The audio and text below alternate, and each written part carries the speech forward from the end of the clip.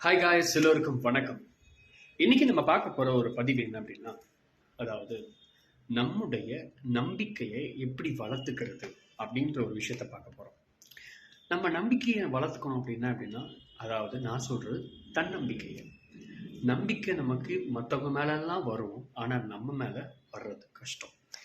எப்படி நம்முடைய நம்பிக்கையை நாம இன்க்ரீஸ் பண்ணிக்கிறது, நம்முடைய தன்னம்பிக்கையை அதிகப்படுத்துறது? அதுக்கு முதல் விஷயம் நீங்க செய்ய வேண்டிய ஒண்ணு, பொய் சொல்லக்கூடாது. அதாவது பொய்னா பொய் பேசலாம், தப்பு இல்லை. ஆனால் சூழ்நிலைக்கு தகுந்த மாதிரி பேசலாம், அதுவும் தப்பு இல்லை. ஆனால் எப்பவுமே பொய் பேசுறத நாம முடிஞ்ச அளவு ஒரு 99% அவாய்ட் பண்றது நல்லது. ஏன்னா நம்ம பொய் பேச பேச பேச என்ன ஆகும்னா, நம்மை அறியாமல் ரெண்டாவது சந்தர்ப்பம் ஏற்படும், அது பேர் குற்ற உணர்வு. மூணாவது சந்தர்ப்பம் ஏற்படும், அது பேர் என்னன்னா, உங்க ஆழ்மனம் உங்களுக்கு சொல்ல தரக்கூடிய ஒரு விஷயம் உங்களுடைய அறிவில் வந்து தங்காது. இதான் இதுல இருக்கக்கூடிய பிரச்சனை.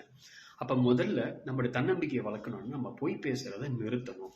முடிஞ்ச அளவு பொய் பேசுறதை நிறுத்துறதுக்கு முயற்சி செய்யுங்க. ஏன்னா பொய் பேச பேச நமக்கே தெரியாம பல விஷயங்களை நாம உள்ள உருவாக்கிடுவோம், நம்முடைய சூழ்நிலையை உருவாக்கி கொடுத்துருவோம். நம்மை அறியாமல் பல சூழ்நிலைகள் வந்துடும். சில பேர் சொல்லுவாங்க, நிறைய பிரச்சனைகள் வந்துகிட்டே இருக்குன்னு சொல்லுவாங்க. அதுக்கு காரணம் இதுதான். அதனால் பொய் பேசுவதை இன்றி நிறுத்துங்கள். உங்கள் தன்னம்பிக்கை தானாக வளர ஆரம்பிக்கும். உள்ளுணர்வின் சொல்றதுபடி நட